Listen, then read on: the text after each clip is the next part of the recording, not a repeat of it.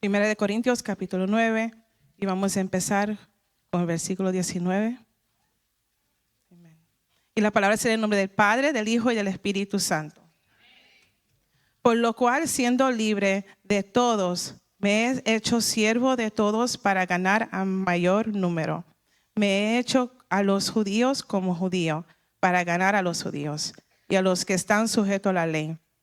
Aunque yo no esté sujeto a la ley, como sujeto a la ley para ganar a los que están sujetos a la ley.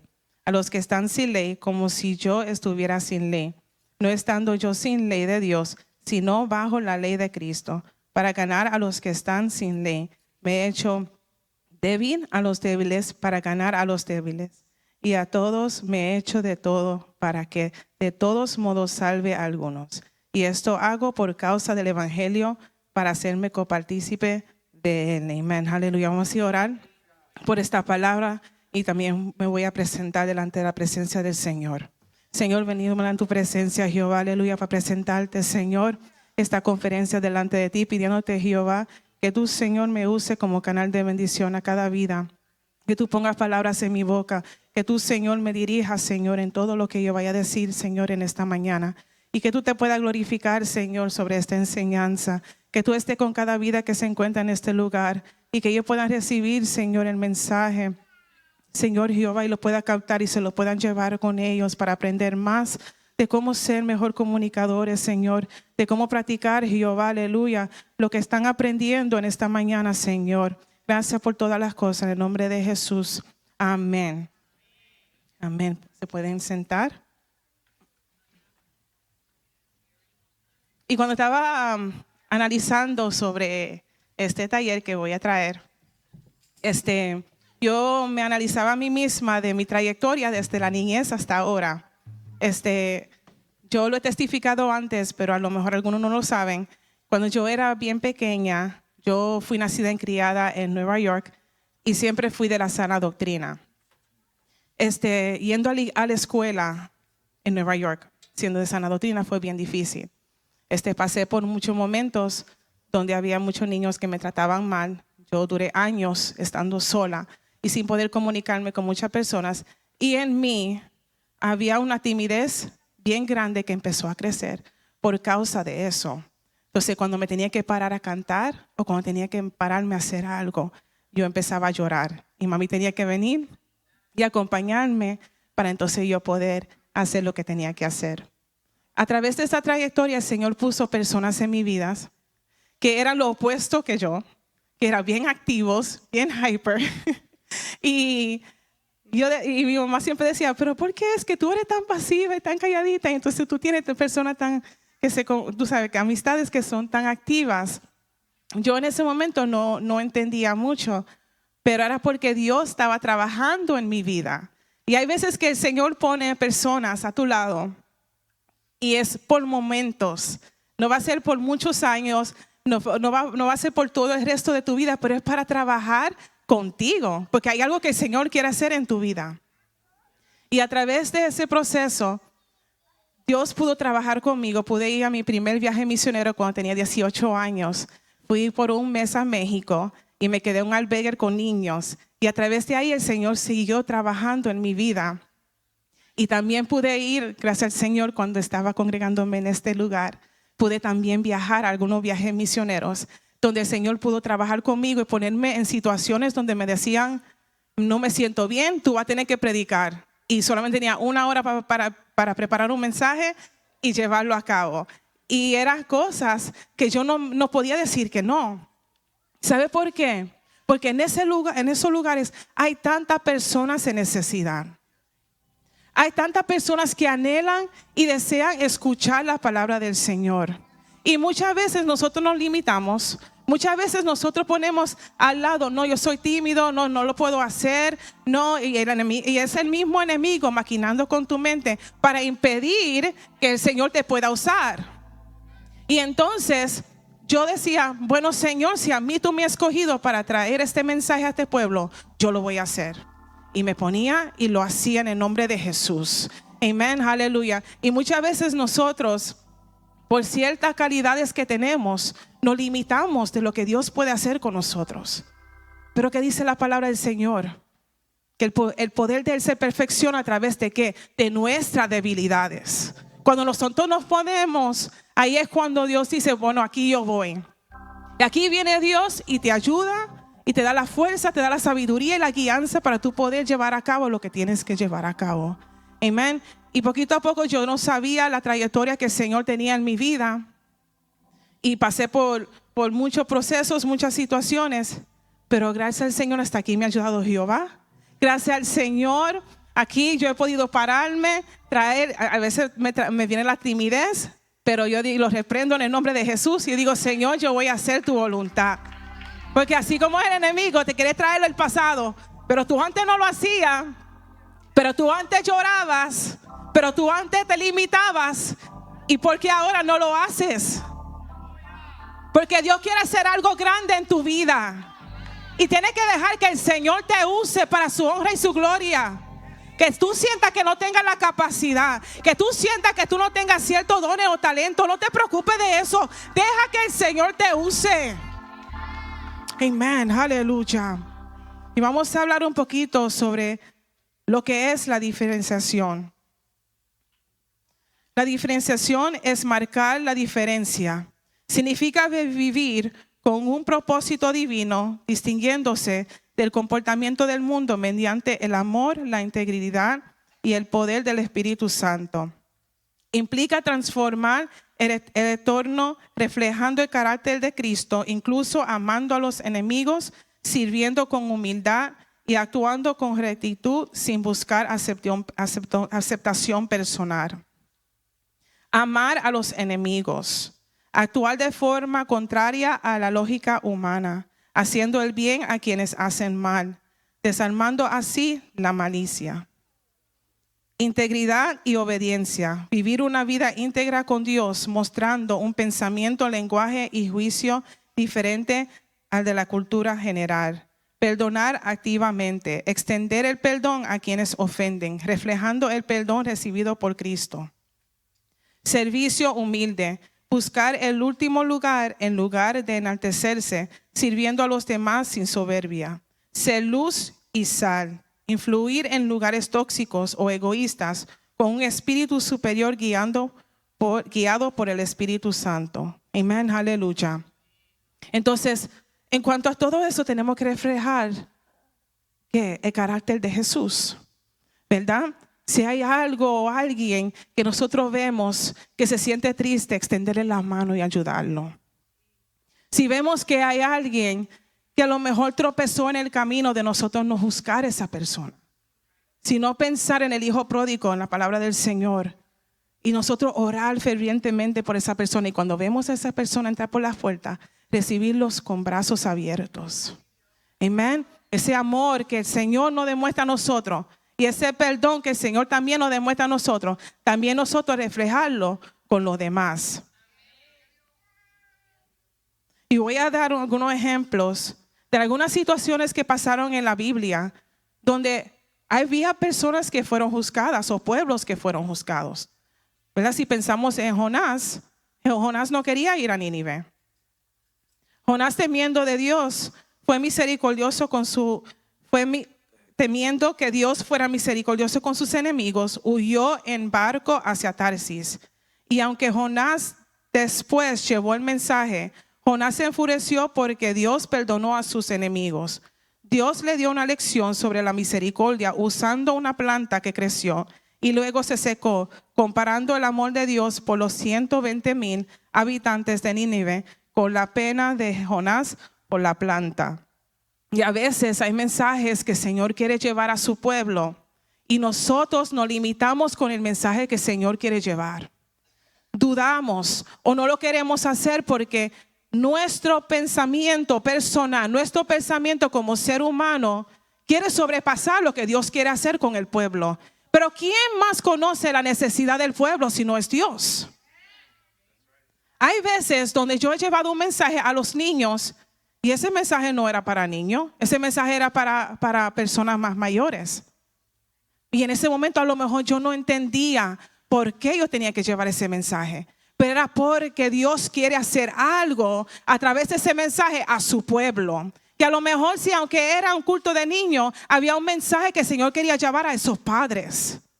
Porque nosotros como padres tenemos que levantarnos. Tenemos que guiar a nuestros hijos. Tenemos que dirigirlos en los caminos del Señor. Sin poner nada en medio. Amén, aleluya. Y muchas veces nos olvidamos que la niñez tiene una importancia tan grande también en el pueblo del Señor. Y con ver niños aquí yo me glorifico, yo me siento tan contenta. Yo digo, gracias Señor que hay niños aquí. Amén, aleluya. Porque así es como es. Que tenemos que instruirlo en cada momento en los caminos del Señor. Número 2, cuando llevaron a un paralítico a Jesús, Jesús dice, hijo, tus pecados te son perdonados. Lo que causó controversia entre los escribas, que lo consideraron blasfemia. Jesús, para mostrar que tenía poder para perdonar pecados, Jesús ordenó al hombre, levántate, toma tu camilla y vete a tu casa. El hombre fue sano al instante, tomó su camilla y salió ante el asombro de todos quienes glorificaron a Dios. También tenemos la mujer adúltera. Los escribas y fariseos le llevan una mujer adúltera a Jesús y le dicen a Jesús que ella debería de ser apedreada y que él iba a hacer en tal situación. Él le dice a ellos que de vosotros si estén sin pecado sea el primer en arrojar la piedra contra ella. Pero ellos, acusados por su conciencia, se fueron y Jesús no la condenó. Y le dijo que no peques más. Entonces, si Jesús no juzgó a aquella persona, ¿quién nosotros no debemos de hacerlo tampoco? ¿Quién somos nosotros? Y también hay veces que nosotros mismos nos sentimos juzgados por los demás. Tú sabes que tú eres hijo del Señor. Y te tienes que parar con tu cabeza en alto y decir, yo soy hijo de Dios y yo voy a hacer lo que Dios quiere que yo haga. No importando lo que diga aquel hermano, no importando lo que diga aquella hermana. Ahora si estoy mal, sí me tengo que corregir. Pero si Dios está conmigo, ¿quién está en contra de mí? Porque eso es lo que pasa. Que muchas veces Dios te está llamando a hacer algo, a comunicarte con alguien. Y tú lo piensas doble porque piensas que van a hablar de ti o te van a juzgar. Pero si es Dios que te está dirigiendo, no dudes de la voz del Señor. Y sé guiado por Dios para instruir, para corregir, para enseñar, para guiar. Porque hay muchas vidas en necesidad y Dios está acogiendo un pueblo, buscando un pueblo para poder guiar y dirigirlos. Amén, aleluya. Santo tú eres, Señor. Te adoramos, Dios, aleluya. Yo sé que el tiempo avanza, so voy a pasar con algunas cosas para hablar sobre lo más importante. Y yo tengo unos espejos pequeños que quisiera que se lo puedan repartir a las personas.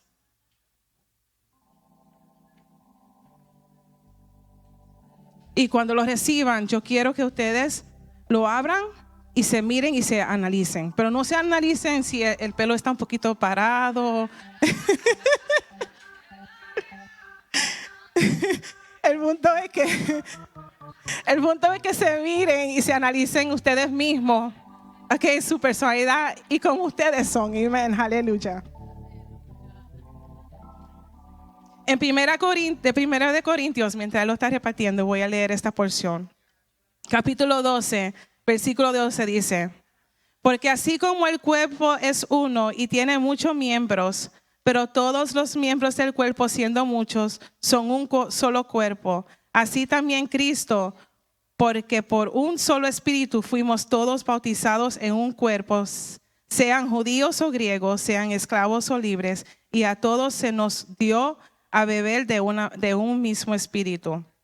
Además, el cuerpo no es un solo miembro, sino muchos. Si dijera el pie, porque no soy mano, no soy del cuerpo, ¿por qué eso no será del cuerpo? Y si dijera la oreja, porque no soy ojo, no soy del cuerpo, ¿por eso no será del cuerpo? Si todo el cuerpo fuese ojo, ¿dónde estaría el oído? Si todo fuese oído, ¿dónde estaría el olfato? Mas ahora Dios ha colocado los miembros, cada uno de ellos, en el cuerpo como Él quiso. Porque si todos fueran un solo miembro, ¿dónde estaría el cuerpo? Pero ahora son muchos los miembros, pero el cuerpo es uno solo. Ni el ojo puede decir a la mano, no te necesito, ni tampoco la cabeza a los pies, no tengo necesidad de vosotros. Antes bien, los miembros del cuerpo que parecen más débiles son los más necesarios. Voy a leer esa parte otra vez. Antes bien, los miembros del cuerpo que parecen más débiles son los más necesarios. Y aquellos del cuerpo que nos parecen menos dignos, a estos vestimos más dignamente. Y los que nosotros son menos decorosos se tratan con más decoro. Porque los que en nosotros son más decorosos no tienen necesidad. Pero Dios ordenó el cuerpo, dando más abundante honor al que le faltaba, para que no haya desavenencia en el cuerpo, sino que los miembros todos se preocupen los unos por los otros. De manera que si un miembro padece, todos los miembros se duelen con él. Y si un miembro recibe honra, todos los miembros con él se gozan. Amén, aleluya. Cada uno de nosotros somos diferentes. Ninguno somos idénticos. Aún los que son gemelos, que se parecen idénticos, son diferentes, porque tienen su diferencia en cualidad. Entonces, cada uno de ustedes tienen algo que ofrecer. Hay algo que el Señor quiere hacer con ustedes para poder hablarle y predicar las buenas nuevas de salvación a las vidas. Pero muchas veces, nuevamente, nos limitamos con las cosas que nosotros veamos que son mal de nosotros. No, es que yo no puedo porque yo no sé hablar. No, es que yo no puedo porque se me hace tan difícil. Tengo tantas tareas y tantas cosas que yo tengo que hacer. Y no olvidamos que nosotros estamos aquí. ¿Para qué? Para hacer una diferencia en este mundo. Que hay tantas vidas allá afuera que están en necesidad y está buscando un pueblo que se levante y que hable las buenas nuevas de salvación a esa vida de necesidad. Que hay un joven que se siente solo en la iglesia y lo único que necesita es un abrazo. Que hay un niño que a lo mejor se siente rechazado en su hogar y que lo que necesita es: Dios te quiere mucho, Dios te ama con todo su corazón. Tú eres especial en la mano del Señor. Porque a veces con los niños es bien difícil nosotros distinguir si hay una preocupación en ellos, porque ellos se lo olvidan de las cosas rápido y son contentos. Pero lo que pasa en las casas no se sabe. Y si nosotros buscamos al Señor, oramos ante Dios, tú vas a ver cómo el Señor te va a dirigir. Que aunque ese niño que se vea con una sonrisa, escuche esa palabra de parte del Señor en su vida y pueda decir: wow, Dios sí me ama. Wow, yo soy bien especial en las manos del Señor. Amén, aleluya. Si podemos ir al próximo slide, donde dice ¿quién soy yo? ¿Quién aquí puede decir que son introvertidos? Okay. Amén. ¿Y extrovertidos? ¿Y lo demás? Tenemos como 3 que se levantaron para uno y como 2 para el otro. Entonces los demás todavía no saben bien. Amén. Entonces vamos a hablar de los ejemplos. Y así a lo mejor pueden saber un poquito más en qué parte ustedes sienten que están colocados. Introvertido es reservados, pensadores, planificadores, disfrutan el tiempo a solas, resuelven los problemas en su cabeza, prefieren conversaciones uno a uno. Extrovertido es sociable, entusiastas, conversadores, disfrutan eventos sociales, resuelven los problemas de forma colaborativa, favorecen la discusión en grupo. Ok, pues ahora le voy a hacer la pregunta otra vez. ¿Quién piensa que ellos son introvertidos? Okay, ¿y quién piensa que son extrovertidos? Ok, ahora sí tenemos un poquito más de conversación. ¿Y quién piensa que son como los dos? Un poquito aquí, un poquito allá. Ok, ahorita. Sí, porque hay veces que nosotros tenemos que sentarnos, analizar las situaciones, analizar nuestro alrededor antes de actuar y de hacer las cosas.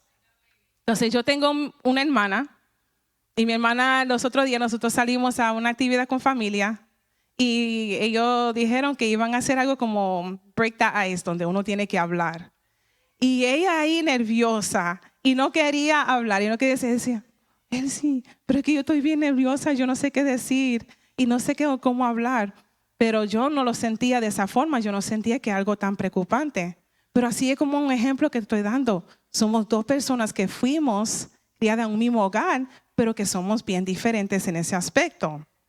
Entonces, no podemos nosotros mirar a otras personas para entonces nosotros identificarnos nosotros mismos, ¿verdad? Si nosotros vemos que alguien se para aquí y adora al Señor con todo su corazón y tiene una voz bien linda y entonces te preguntan, ¿tú puedes cantar? No, yo no puedo porque yo no tengo la voz, yo no sé cantar. Pero, ¿y si el Señor te quiere usar a través de esa alabanza? ¿Y si Dios te quiere usar a través de ese especial, de esa parte que Dios está viendo esa puerta? Tú no sabes lo que Dios quiere hacer contigo. No limites lo que Dios quiere hacer en tu vida porque tú tienes temor o tienes timidez o tú piensas que no lo puedes hacer. Porque créeme que no es solamente tener una voz linda, sino tener la unción de Jehová en tu vida, que pueda adorar al Señor con todo tu corazón. La cadena sea rota, haya liberación y Dios pueda hacer milagros y prodigios en las vidas. Ahí es donde está, amén, aleluya. Y si eres una persona que te mete en oración, que busca de Dios y te piden que haga algo, no digas que no. Si no, ponlo en las manos del Señor y tú dices, yo hago mi parte, Dios, y yo dejo que tú hagas lo demás. Amén, aleluya. Y adoramos, Señor, aleluya.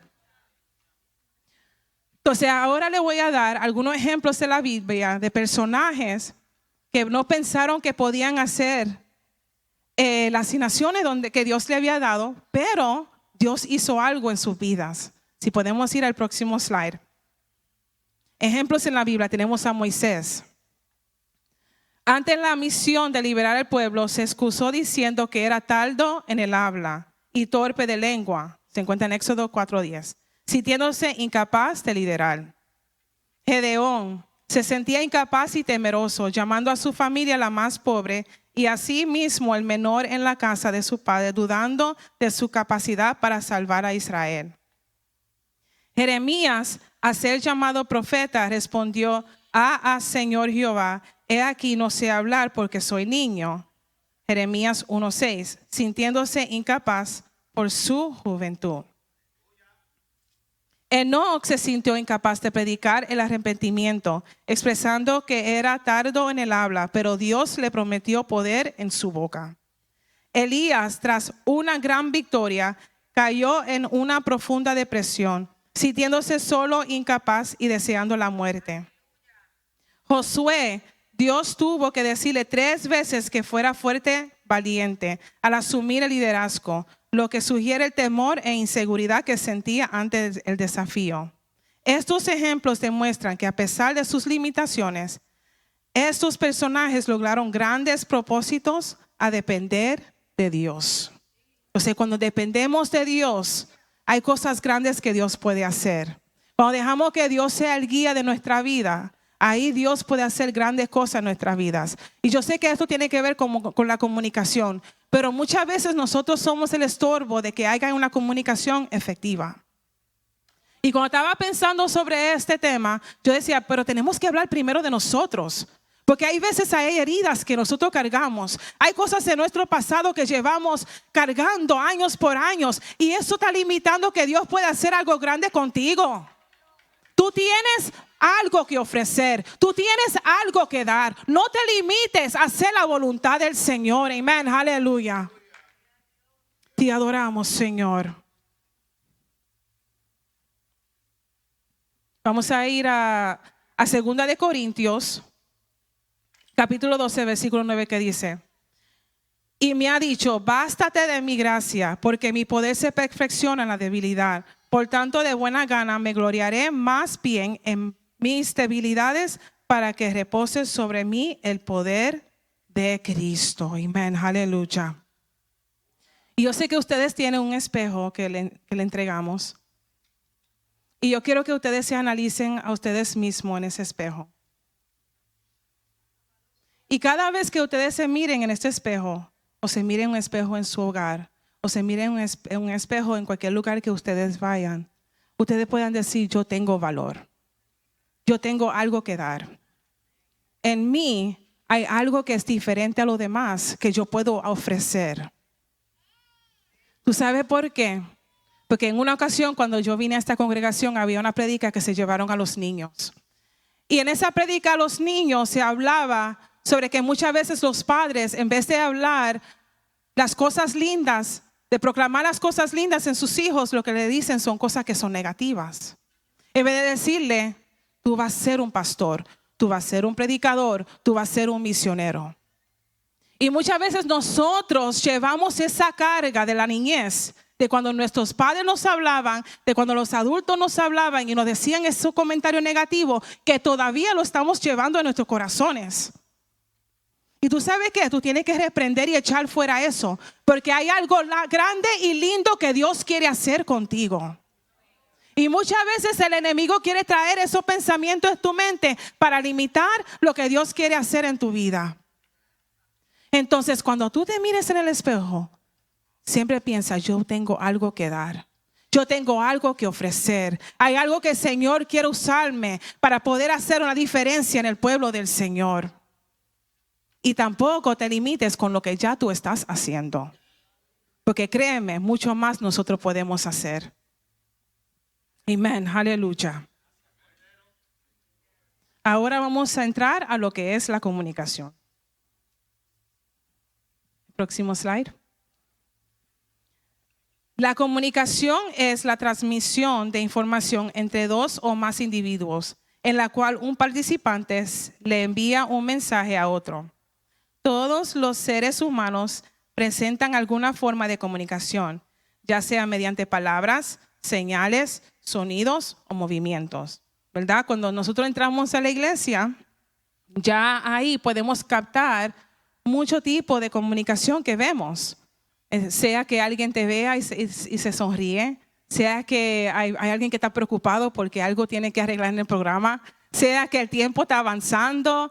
Puede ser muchas cosas que nosotros podemos analizar, sea en el trabajo, sea en la iglesia o sea en otros lugares, que son una forma de comunicación. Y puede ser una forma directa o en una forma indirecta, ¿verdad? Porque nosotros como seres humanos, nosotros observamos lo que pasa a nuestro alrededor, ¿verdad? Y muchas veces esas cosas pueden hasta afectar de cómo el ambiente del servicio puede ser. Porque si hay algo que anda mal aquí al frente, vete de rodillas. Si hay algo que está yendo mal en el programa, no te preocupes de eso, pero conéctate con Dios. Porque venimos aquí ¿a qué? A buscar presencia del Señor. Venimos aquí a adorar al Señor. Nosotros no venimos aquí a ser espectadores. Venimos aquí a recibir palabra y que Dios haga algo en nuestras vidas. Pero a veces yo sé que se hace bien difícil. Porque cuando ya uno tiene una posición de liderazgo, uno ya tiene una mentalidad que es líder y que quiere ayudar y que quiere hacer esto y quiere hacer lo otro. Pero si en ese día, esa noche te toca recibir, recibe palabra del Señor. Si estás ocupado con las 3 semanas en el mes y en una semana te dieron un día libre para tú poder sentarte en la banca y recibir palabra del Señor, aprovecha el tiempo y recibe palabra del Señor. Amén. Porque es algo bien importante y es algo que hasta yo misma le he tenido que practicar. Porque a veces en la iglesia estoy que quiero que ayudar en muchas áreas. Y digo, no, ya es el tiempo que yo me tengo que arrodillar y yo tengo que buscar presencia del Señor. Porque yo quiero que Dios haga algo en mi vida. Amén. Aleluya. Elementos de la comunicación. Tenemos el emisor, que es aquel que elabora y transmite el mensaje. Tenemos el mensaje, la información que el emisor envía al receptor. Tenemos el receptor, que es aquel que recibe e interpreta el mensaje. Tenemos el código, que es conjunto de signos en el que se elabora el mensaje. El canal medio físico por el que se establece la comunicación. Y el contexto de la situación en la que ocurre la comunicación. Amén. Entonces, ¿cuál de esos son ustedes? El receptor, ¿verdad? Porque están recibiendo el mensaje. Yo soy el emisor. ¿Cuál es el contexto? ¿Cuál es el canal?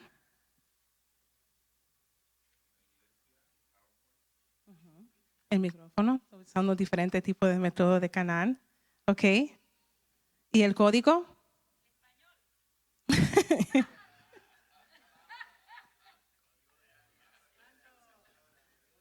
Ok, puede ser el lenguaje, pero también puede ser el sonido, ¿verdad?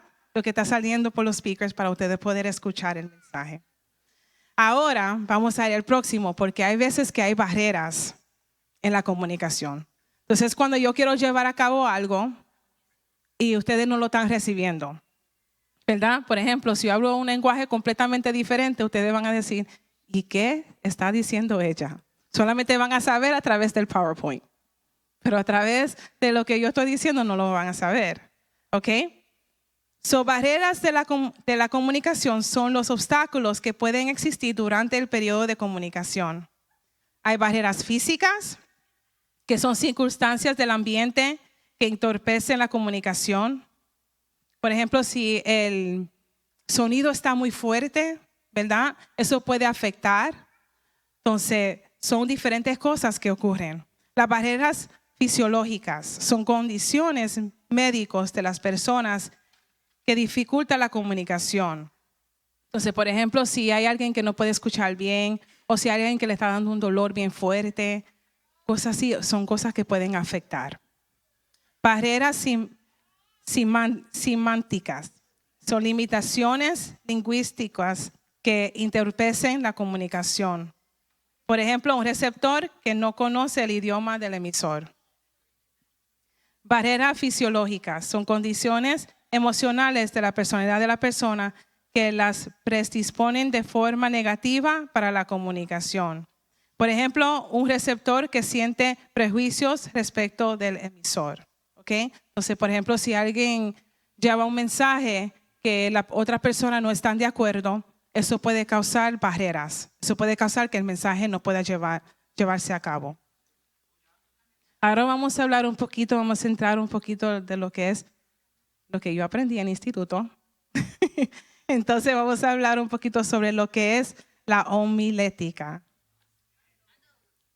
La homilética es el arte y la ciencia de preparar y predicar sermones, entendida como la disciplina teológica que enseña a comunicar la verdad bíblica de manera clara, ordenada, aplicable y efectiva. Actúa como una herramienta para estructurar mensajes religiosos. Homila sermones que edifican a la audiencia uniendo la interpretación bíblica con la realidad práctica. Aspectos claves de la homilética son la ciencia y el arte. La ciencia se basa en reglas y métodos de interpretación y arte porque implica la habilidad, estilo y personalidad del predicador para comunicar. Procesos de predicación. La homilética cubre la preparación, estudio, estructura y la presentación del mensaje. Finalidad, busca transmitir la verdad de Dios en forma revelante para transformar corazones y guiar a la comunidad. Estructura típica generalmente incluye tema, texto, título, introducción, desarrollo, conclusión y aplicación. La homilética es una rama de la teología práctica que ayuda a organizar ideas para asegurar que el mensaje sea entendible y útil en la vida diaria. Amén. Entonces, por ejemplo, muchas veces tenemos que analizar qué grupo estamos trayendo el mensaje. Yo no puedo traer un mensaje que es de adultos o mensajes como este o conferencia como esta a niños. Ellos no me van a entender, ellos no van a saber nada de lo que estoy diciendo. Okay? Y para la juventud hay que también traer cosas que sean más dinámicas. porque ellos aprenden haciendo cosas, ellos aprenden usando sus manos, ellos aprenden con ejemplos, ¿ok? Entonces, en cada grupo que a nosotros nos toque traer un mensaje o traer un tipo de comunicación, tenemos que analizar el grupo. Nosotros tenemos que hacer nuestras tareas. ¿Cuál es el grupo que me estoy refiriendo? ¿Cuál es el tema? ¿Cómo yo puedo relacionar el tema con el grupo? Amén. Y poner todo primeramente en oración para que el Señor pueda guiarlos en lo que tenga que decir o hacer. ¿Cuáles son las diferentes formas que el receptor puede captar información? El aprendizaje visual es un proceso mejor la información viendo. Prefieren mapas conceptuales, infográficas, videos y diagramas. Entonces, ustedes, mientras yo lo lea, se van a analizar ustedes mismos para decirme cuáles ustedes son. ¿Ok? Aprendizaje auditivo. Aprenden escuchando explicaciones, podcast o repitiendo conceptos en voz alta. Aprendizaje kinestésico.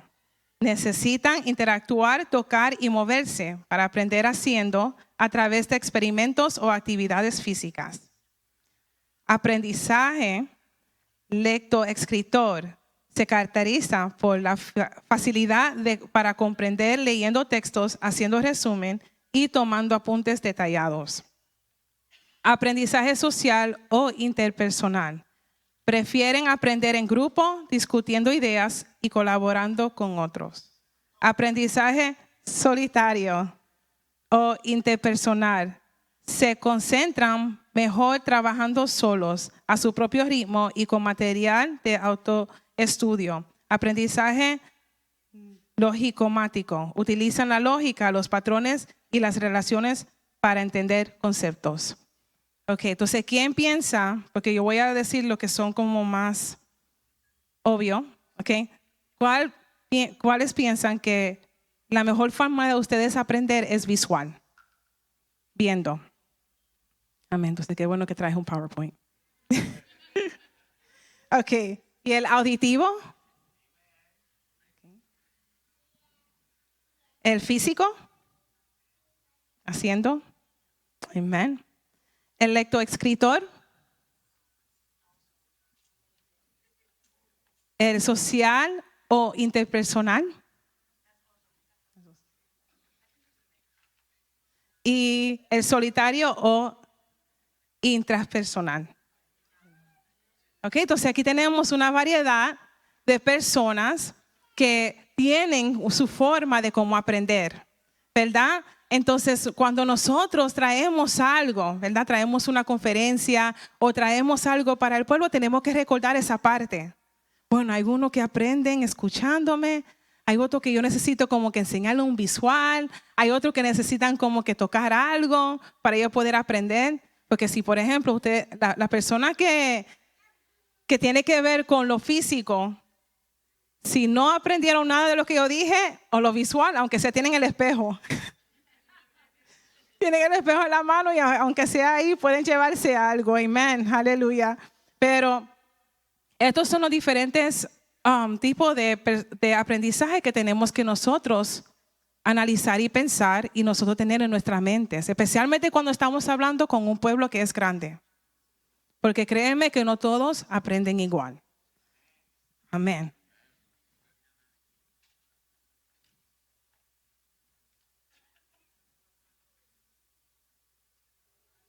Y hablé sobre los jóvenes y los niños. También cuando nosotros vamos a ir a un viaje misionero, tenemos que pensar en qué mensajes se llevan. Amén. Porque no podemos llevar un mensaje que sea de doctrina o recto a un pueblo que está en necesidad. Tenemos que llevar un mensaje que sea restaurador. Un mensaje que sea de decir que Dios es que lo puede ayudar. Dios está ahí con ellos. ¿Ok? Entonces también en ese aspecto, donde quiera que estemos, si vamos a viajar a las cárceles, si vamos a viajar a cualquier lugar, tenemos que analizar cuál es el mensaje más eficaz para ese lugar. Porque no todos los mensajes se van a recibir igual en esos lugares si ustedes no mantienen el mismo mensaje. Tienen que cambiarlo.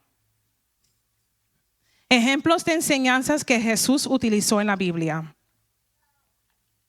Entonces, estas son enseñanzas que son ejemplos que nosotros mismos también lo podemos poner en práctica cuando nosotros queramos dar una conferencia o una prédica. Podemos utilizar estos ejemplos. Tenemos las parábolas. Jesús usaba relatos sencillos basados en la agricultura, la pesca o la vida doméstica para ilustrar verdades espirituales y profundas. Por ejemplo, el buen samaritano, el hijo pródigo, son ejemplos de parábolas. Preguntas retóricas y de reflexión. En lugar de dar respuestas directas, Jesús frecuentemente hacía preguntas para estimular el pensamiento crítico y guiar a sus oyentes a sus propias conclusiones. Entonces, por ejemplo, yo he hecho esta, donde el joven me pregunta algo y yo le digo, ¿y qué tú piensas sobre eso? ¿Cuál tú piensas que sería lo mejor que tú debes de hacer? Y de acuerdo a su contestación, ahí tú lo guías. O sea, sobre dónde sería el mejor consejo de darle a ese joven. Enseñanza directa y discursos. Sermones estructurales donde explicaba principios éticos y del reino, siendo el más famoso el Sermón del Monte. Enseñanza con el ejemplo. Jesús enseñaba a través de sus actos, como el lavado de los pies a sus discípulos, demostrando la humildad y el servicio. Ilustraciones visuales. Usaba objetos cotidianos como la sal, la luz, el trigo o las aves para representar conceptos espirituales. Diálogos y conversaciones personales. Enseñaba a individuos en contextos informales, como su conversación con la mujer samaritana, demostrando interés personalizado. Aprovechamiento de situaciones. Utilizaba los eventos del momento, como la tormenta en la barca, para enseñar lecciones sobre la fe. Entonces, estas eran las diferentes formas en cuanto Jesús enseñaba a aquellos que estaban con él. Y muchas veces nosotros podemos poner esto en práctica, ¿verdad? Si andamos aún afuera con un grupo, podemos nosotros a través de la naturaleza, a través de lo que pasa a nuestro alrededor, darle una enseñanza a aquellos que están con nosotros, ¿verdad? Muchas veces la enseñanza no tiene que ser a través de un micrófono. Muchas veces la enseñanza puede hacer de tú a una persona, de ti a tu familia, de ti a un grupo en cual tú estás. Porque muchas veces nosotros vivimos una vida tan apurada. Y a veces en los hogares hay falta de lo que es el culto del hogar. Pero si nosotros aprovechamos el tiempo y decimos, yo voy a sacar a mi hijo por ahí en el parque porque no he compartido con él por un tiempo, ¿tú no crees que eso sería un buen tiempo para tú darle una enseñanza? ¿Verdad? Tú aprovecha el tiempo, aprovecha el ambiente, aprovecha que ellos están disfrutando, porque tú sabes que en ese momento que tú le digas, mira, yo te quiero contar algo, ellos van a recibir lo que tú le estás diciendo. ¿Ok? Porque ellos están en un ambiente donde se están gozando, donde lo están pasando bien y nuevamente tú tienes que establecer esa conexión con ellos antes de poder llevar a cabo ese mensaje. Y aquí vamos con la comunicación empieza en nuestro hogar, ¿verdad? ¿De qué nos vale nosotros hacer el bien a los demás? Pero en nuestro hogar no sabemos a tratar a nuestro cónyuge, no sabemos a tratar a nuestros hijos, no sabemos a tratar a aquellos que nos rodean. Y esa es la parte que es bien importante. ¿Tú sabes por qué? Porque el mundo en el cual estamos viviendo es un mundo lleno de prisa, un mundo lleno de tantas preocupaciones, un mundo lleno de tantas cargas que muchas veces lo que hacemos es soltar esa carga en aquellos que viven en nuestro hogar que más amamos y tenemos confianza. Y tenemos que recordar que ellos también son alma de salvación. Y también con ellos nosotros tenemos que preocuparnos por su salvación, por su vida, por lo que Dios quiere hacer con ellos. ¿Tú sabes por qué? Porque hay muchos niños que cuando llegan a la adolescencia ya no quieren saber del Señor porque están heridos. Porque mamá y papá cuando va a la iglesia ayuda a fulano de tal, habla bien con fulano de tal, sabe tratar bien a esta persona, pero cuando llega a casa me está gritando, me está hablando mal, me está tratando mal. Y yo no sé por qué papi es así o por qué mami es así, si ellos dicen que ellos sirven al Señor. Créeme que son cosas que vienen en sus mentes. Y aún también con nuestro cónyuge. Es bien importante nosotros siempre demostrar el carácter del Señor donde quiera que estemos. Lo que es el amor, la paciencia, los frutos del Espíritu. Amén, aleluya. A cada vida que nos rodea. ¿Por qué? Porque queremos que nuestro hogar, que nuestra familia sea salvo. Sea salvo. Tú sabes que llega tiempos donde yo le digo a mi esposo, hemos tenido tantas cosas. Tú sabes que el día de hoy no vamos a hacer nada y vamos a compartir con los niños, vamos a sacarlos, vamos a hacer algo con ellos.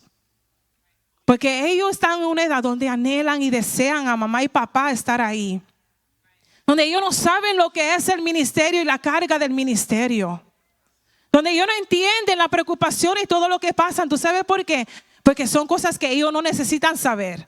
Ellos no necesitan saber las preocupaciones que pasan en la iglesia, los problemas que pasan con los hermanos. Eso no le toca a ellos. Eso nos toca a nosotros orar por esas vidas. Pero cuando le ponemos cargas innecesarias a nuestros hijos, son preocupaciones y son cosas que ellos llevan desde una pequeña edad hasta grande, que afectan su vida espiritual con el Señor. Y es bien importante y necesario nosotros siempre recordar que no es solamente lo que están allá afuera que tenemos que preocuparnos sobre la comunicación, sobre la vida espiritual, sino también lo que están en casa, sino también a quien nosotros amamos con todos nuestros corazones. Porque esas son las primeras almas de salvación que tenemos que poner ante la presencia de Dios. Amén, aleluya. Te adoramos, Señor, aleluya. En 1 Corintios 13, 4 al 7 dice: el amor es sufrido, es benigno. El amor no tiene envidia. El amor no es fantasioso. El amor no se envanece. No hace nada indebido. No busca lo suyo. No se irrita. No guarda rencor. No se goza de la injusticia, mas se goza de la verdad. Todo lo sufre, todo lo cree, todo lo espera y todo lo soporta. Amén. Gálatas 5, 22 al 23. Habla sobre los frutos del Espíritu. Mas el fruto del Espíritu es amor, gozo, paz, paciencia, benignidad, bondad, fe, mansedumbre, templanza. Contra tales cosas no hay ley. Pero los que son de Cristo han crucificado la carne con sus pasiones y deseos. Amén, aleluya. Entonces siempre tenemos que recordar sobre esos frutos del Espíritu y la importancia de demostrar amor, sea quien sea. Porque hay veces que hay personas que nos tratan bien mal. Hay veces que hay personas que nos rechazan, que nos miran mal, que nos juzgan, que hacen tantas cosas en nuestras vidas. Y nosotros no somos quien para juzgarlo a ellos, porque no sabemos lo que ellos están pasando y lo que han pasado en su vida. Nosotros somos responsables de mostrarles a ellos amor, de demostrarles a ellos compasión. Y si no hay nada que podemos hacer, ponerlo de rodillas y clamar y gemir por su vida, porque son almas de salvación. Amén, aleluya. ¿Cómo es nuestra comunicación en nuestro diario vivir? Tenemos muchas formas de cómo comunicarnos. Y aquí yo tengo un ejemplo bien grande, las redes sociales. Tenemos que tener cuidado con lo que ponemos en las redes sociales. ¿Por qué? Porque muchas veces nosotros ponemos indirectas de acuerdo a lo que aquella persona puso o de acuerdo a lo que está pasando en cada situación, que no olvidamos que hay vidas ahí que también no le sirven al Señor y que tú eres un ejemplo para esas vidas. Entonces tenemos que tener mucho cuidado con lo que nosotros postulamos, con lo que nosotros compartimos, con las indirectas que nosotros ponemos, porque aunque tú lo estás haciendo como una indirecta, Dios conoce tu corazón. Dios conoce las intenciones que tú tienes. Dios sabe lo que tú estás haciendo cuando estás compartiendo esa información. Que la información que compartamos sea información que edifique. Amén. Que edifique a cada vida que vea lo que estás viendo a través de esas redes sociales. Porque tú eres un ejemplo y tú nunca sabes cuándo va a llegar el momento donde vas a tener que sentarte al lado de una vida y hablarle de la cosa del Señor. Y si tú tratas de hacer eso, pero ven todo lo que tú estás postulando en Facebook o en Instagram o en las redes sociales, entonces, ¿cómo es que nosotros vamos a poder proyectar ese mensaje eficazmente si ya hay cosas que están estorbando de que hemos hecho? Las acciones de nosotros valen mucho y Dios lo ve todo. ¿Cómo nos comportamos en el trabajo? ¿Cómo nosotros nos comportamos cuando estamos celebrando cumpleaños o con amistades? ¿Cómo es que nosotros estamos reflejando todavía el amor del Señor y el ejemplo? Donde quiera que estamos, tenemos que demostrar que nosotros somos. Cuando yo estaba entrando al programa de terapista ocupacional, cuando fui a la escuela en Kaiser, ellos me dijeron que yo tenía que usar pantalones para poder entrar en ese programa. Y como yo soy una persona que nunca en mi vida ha usado pantalones, yo me senté y yo hablé con ellos. Y yo le dije, I'm sorry, pero yo no uso pantalones. Y cuando ellos me escucharon lo que ellos me dijeron, en todos los años que ese programa ha existido, tú has sido la única persona que ha dicho que tú no puedes usar pantalones. Y eso da tristeza, que hay tantas vidas que se le olvidan de hacer una diferencia en aquellos que los rodean. Que porque tienen miedo, porque sienten que se van a sentir rechazados, tienen miedo para poder hablar y decir las cosas. Y tú sabes que ellos me permitieron en usar la falda.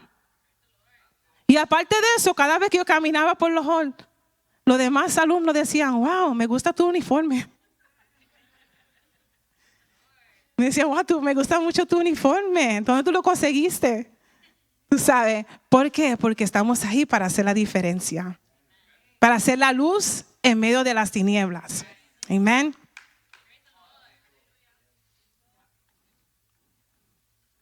¿Cómo debe de ser la comunicación de un buen líder? Casi estoy terminando.